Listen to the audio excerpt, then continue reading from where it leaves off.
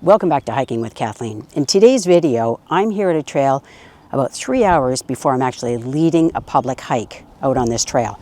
The name of the trail is Kains Woods. It's an environmentally significant area. It starts off in this open area behind houses, but it goes past a pond and then it goes down to the Thames River through a woodlot. So I welcome you to join me. This is one of my favorite trails.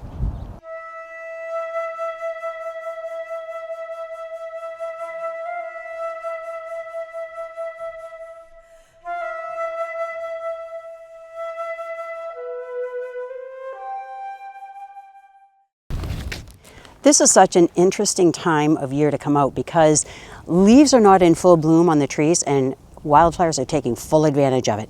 So I had a chance to see some Mayflower as it's just unfolding. Soon enough there'll be little buds with white flowers. And I also had a chance to see Trout Lily, and that's blossoming in its yellow blooms. So the reason the wildflowers are going crazy right now is they have such a short amount of time where the weather is nice and the sunlight is not impeded reaching the forest floor. So it's a perfect time of year to be able to see wildflowers. There are other wildflowers that take their place later in the season, ones that are maybe more shade tolerant. But anyway, it's been really interesting to be able to see those as I've walked along this open trail.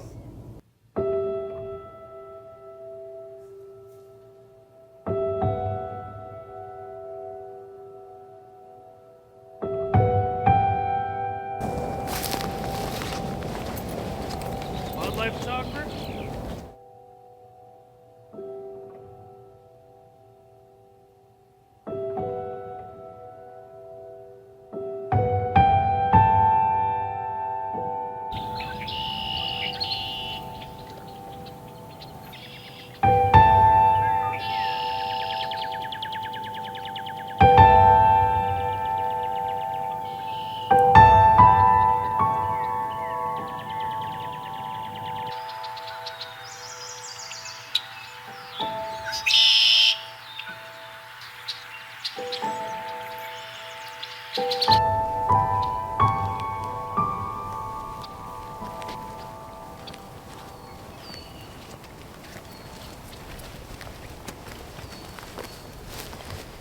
So this is just exciting, and it's because I'm seeing things that I, don't always see.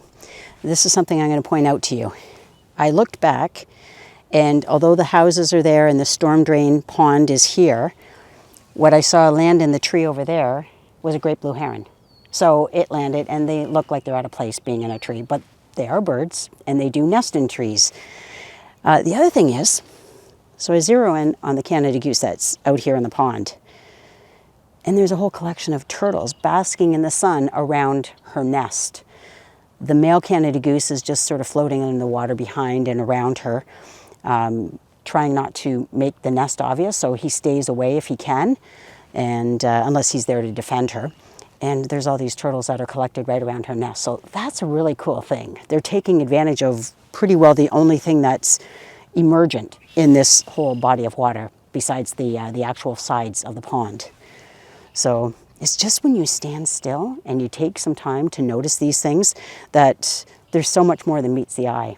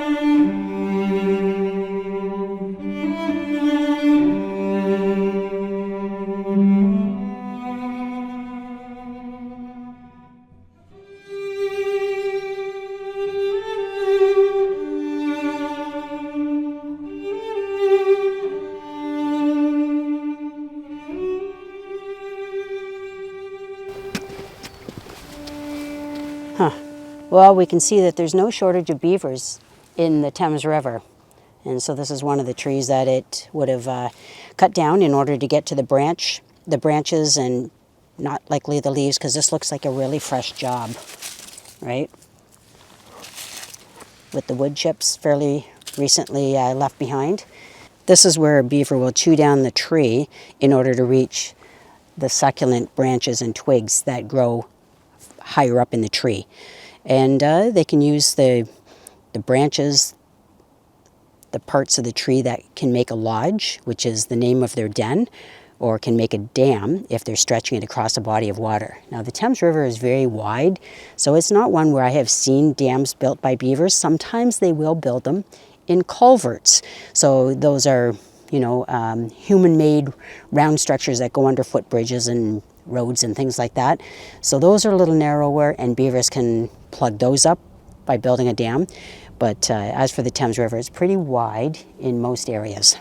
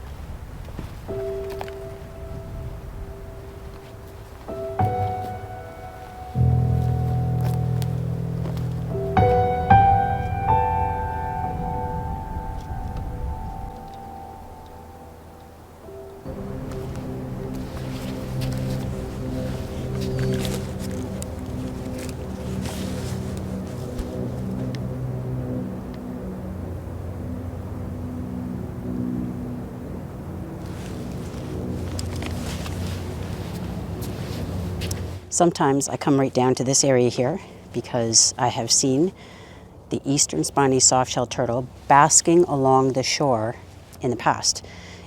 And the way I recognize them, the way I look for them, is I see the shininess to the shell, because that means they've come out of the water, and so they're just basking and drying off.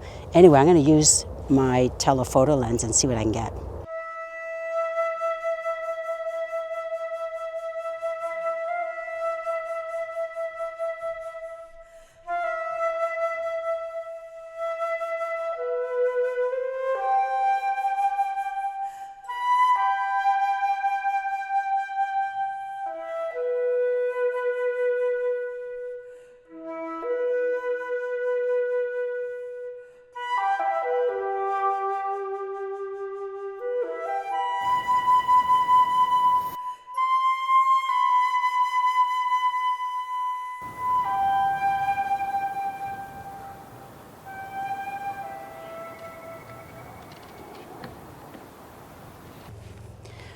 So my hike is set to begin in a little over an hour. So what I'm going to do is I'm going to head back to where everybody's parking their vehicles, wrap this part up, and I'm just hoping that the people who are on my hike today, about 35 of them, will have the same luck that I had while I was out here. So anyway, thanks for joining me today.